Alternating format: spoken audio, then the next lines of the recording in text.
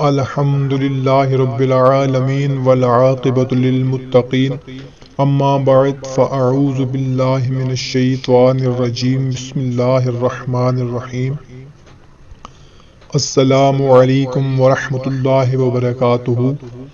Urdu voice کے معزز خواتین و حضرات ایک نئی ویڈیو کے ساتھ حاضر خدمت ہیں۔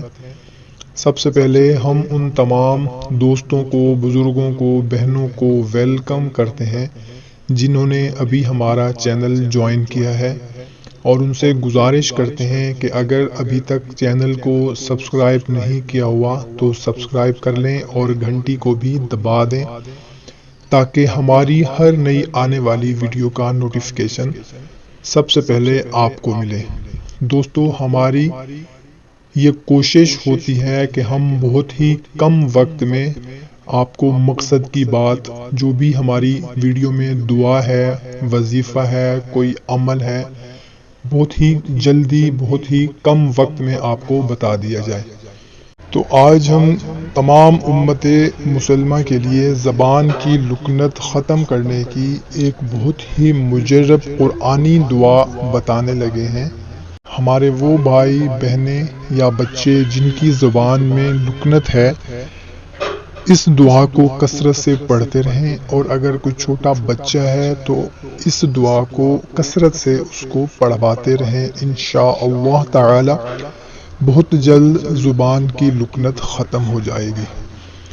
دعا سکرین پر دکھاتے ہیں۔ بسم اللہ الرحمن الرحیم۔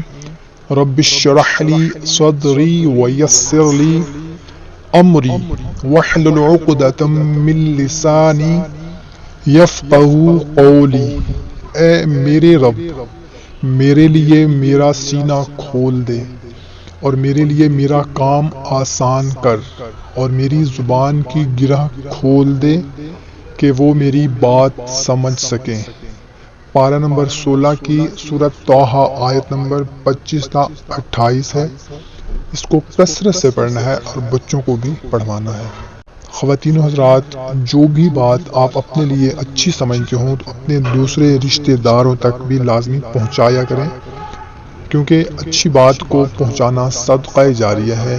ہمیں دے اجازت، ایک نئی ویڈیو میں پھر ملاقات ہوگی۔ تب تک کے لیے اپنا خیال رکھیے گا۔ اللہ حافظ۔